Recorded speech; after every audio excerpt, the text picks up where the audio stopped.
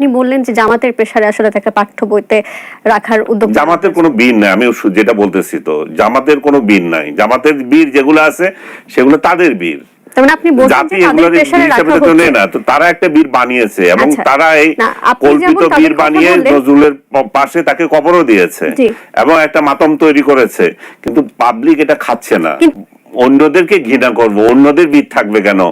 এবং যেগুলো জাহানারা ইমাম বা আদার্স অন্যদের যে ইতিহাস পড়ানো হচ্ছিল, যে অন্যান্য বীর মুক্তিযুদ্ধের সাথে সংশ্লিষ্ট ব্যক্তিদের যে জীবনী যাচ্ছিল, এগুলা কেন পড়াচ্ছ?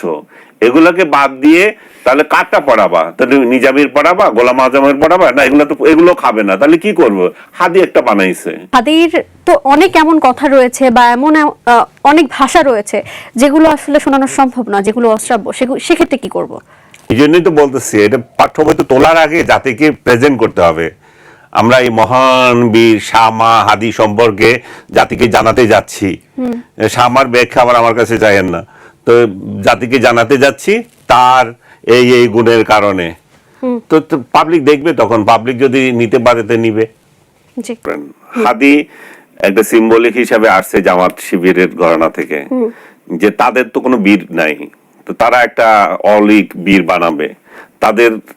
তাদের কোনো বীরের রচনা ইয়েতে নাই, পাঠ্য বইতে নাই। তো তাহলে কি করবে? তাদের যাদেরকে নিয়ে লিখবে, তাহলে আলবদর, আল শামস, এগুলা সবগুলো একসাথে আসবে। তো আল শামসের ইতিহাস তো এখানে চলবে না, এটা তো পাবলিক নেবে না।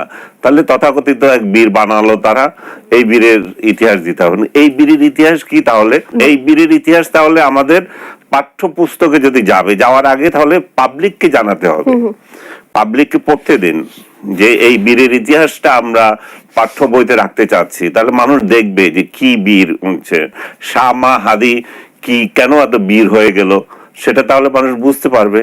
এখন আপনি যদি মানুষকে সুযোগ দেন, সেইভাবে আপনি, যেহেতু জামাত ক্ষমতার কাছাকাছি বা ক্ষমতায়, তাদের চাপে ওকে রাখা হবে, নতুবা এরকম নিকৃষ্ট ডিসিশন টেক্সট বুক বোর্ড নিতে পারে না, যে হাদিকে পাঠ্য বইতে দিতে হবে। আমাদের সন্তানরা হাদির কাহিনী শুনবে, যে অশ্লীল বাক্য বলে যে ইয়ে হয়েছে, জনপ্রিয় হয়েছে, যার কোনো ইতিহাসই নাই, যা একলাই আন্দোলনও আমি তার কোনো অস্তিত্ব দেখে নাই। এখানে আমরা আমাদের ছাত্র নেতাদের যেগুলো দেখছি, যে এনসিপিতে এখন অধিকাংশ নেতা, হাদিকে তো আমি তো এখানে কোথায় দেখি নাই। তাহলে কিভাবে বীর হয়ে গেল?